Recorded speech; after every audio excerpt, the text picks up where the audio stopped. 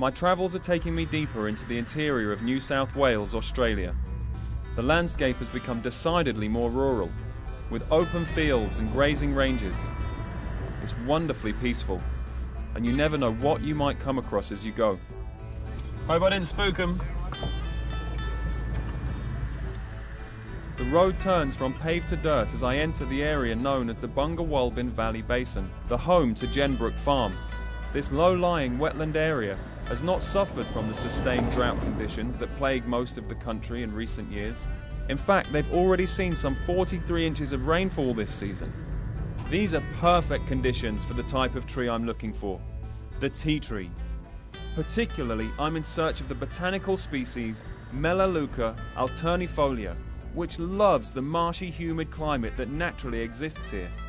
I'm told that carbon dating in the region has determined that this tree has thrived on these lands for some 36,000 years. Hello. Hi, How's it going? welcome to Jenbrook. This is the tea tree farm. That certainly is, sir. And what are you cooking? We're just firing up the stills. Uh-huh. What's your name? My name's Bryan. Brian, I'm Nathan. G'day, Nathan. How are you? I'm very well, thanks. And this is your property? Yes, it is. This is Jenbrook Farm, organic tea tree plantation. Organic tea tree plantation. It is. That's exactly Wild why I've come. harvest. Wild harvested. What does that mean? Well, it means that it's harvested in the wild. Uh-huh. It's in its own native state, the way nature intended it to be. Would it be possible to take a look around? You most certainly can. Yeah? All right, let me just grab my hat because this hot sun's a little bit strong for me. I agree. My fair English skin. It's quite a trek to get all the way out to where they're harvesting the trees. The trails are rough going, made more so by the recent heavy rains. So we've loaded on to the New South Wales Fire Brigade truck, ably piloted by Captain Bob. The absolutely wild trees typically cultivated are actually inaccessible today because of the saturated ground. They grow in such low-lying areas that it's too wet for harvesters to work safely, or for trucks to get close enough to haul the leaves out of the forest. So after about 30 minutes, we've reached the reserve section of the plantation, where Bryan's crew is hard at work on the planted rows, which provide shelter for the predators that keep potentially harmful pests at bay. So the natural balance is maintained without the need for chemical intervention. While the rains present some difficulty in the harvest of the tea tree, its abundance benefits the forest in many other respects. Some of the compounds in the tree, in the oil that it produces, have an antifungal effect. So in wet weather, we're of the opinion that the water miscible compounds flow down into the root structures via the bark, because if you harvest it during a wet period, the yield is down considerably. So we're of the opinion that the oil is shedding compounds out of the oil into the ground to act as an antifungal agent. As were so many of the world's beneficial natural remedies, tea tree oil was originally discovered by the native people of this area. The tea tree got its name when the Aborigines showed Captain James Cook and his men how to boil the leaves to make a spiced tea. The Bunjalung Aborigines have utilised the oil from the leaves of this tree for thousands of years. They would rub the saturated leaves on burns, cuts and bites to alleviate pain and heal the skin. They would use crushed leaves as an insect repellent. When the white man arrived in Australia, they called the organic compound bush oil and marketed it to the masses. There have been studies to indicate that it's effective in treating acne, infection, bacteria and fungal problems. It's used successfully on animals to ward off fleas, ticks, mange and ringworm. A fully grown tree can reach some 30 feet in height, but the mother trees can reach significantly higher. Jenbrook Farm has more mother seed trees than anywhere else in the world. One thing that's surprising me is the way that they're so small. I was thinking that tea trees, there you go, that's how you say it, isn't it? That's correct. I was thinking tea trees with all the other Aussie trees that you have all being immense and having a big canopy and whatever. I imagine it to be a huge tree.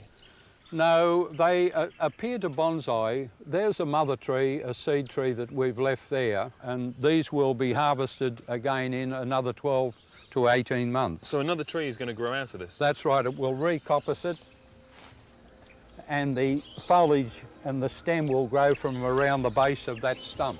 Okay. And that stump will continue to grow in size over the years. We'll now head back towards civilization.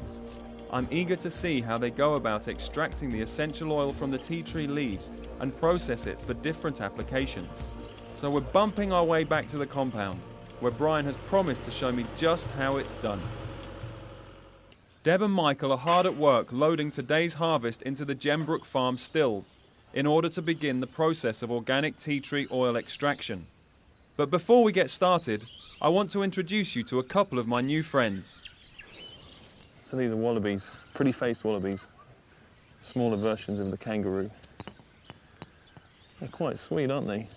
Here on Bryan's tea tree farm, Bob, the fella that took us out in the fire truck, he gives them a little bit of feed. He says he's got 4 coming at the moment. He has got a pretty face. A wallaby is an informal name given to any macropod that is smaller than a kangaroo. In many subtropical regions of the world, they're considered a feral nuisance. But here they're just considered cute. I'd like to show you the distillation method. Okay. We follow the same system and traditions of the old-fashioned distillation. Now, the simple system of this distillation processing is that we're creating the fire. We take the exhaust through the water. The water level is up to here, allowing space for the steam. So we're producing the steam that goes into the bottom of the vat, and that vat is holding about 450 kilos of tea tree leaf and stem. And what about the ecological impact of using this timber? These are major eucalyptus trees that have died or fallen down. They've been, as you can see, this one has been suffered the effects of bushfire, so the tree has died. Yeah. So this amount of wood here would run about 4 or 5 stills, so it's a very efficient process. So if we didn't burn it here, it would no doubt be burnt in a bushfire. We're working with nature very effectively, in my view. Jenbrook Farm has been working symbiotically with the surroundings for more than 100 years to produce the finest therapeutic grade oil in the world. Bryan is a 3rd-generation tea tree farmer, and he takes it as a personal responsibility to ensure that careful hand harvesting and slow process distillation guarantees their oil is 100% pure. Now, the steam is the vehicle that travels up through the leaf. Yep. It encourages the oil in the leaf to vaporise. It then exits from the top. It then goes into a cooling system as a gas.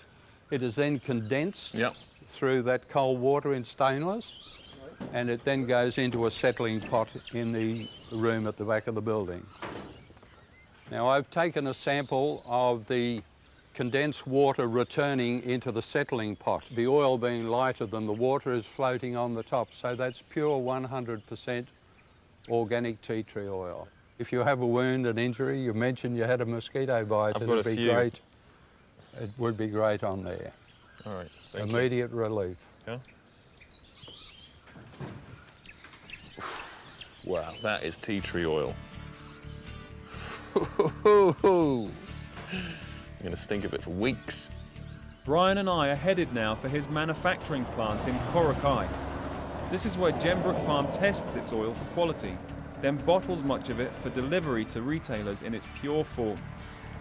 But the oil is utilised in a wide range of other beneficial products as well. It's included in herbal hair shampoos and conditioners. It's used in natural cold and flu medications. It's an active ingredient in aluminium-free deodorant and a variety of creams and cleansers. I've already pointed out its well-known effectiveness as an antiseptic and antibiotic.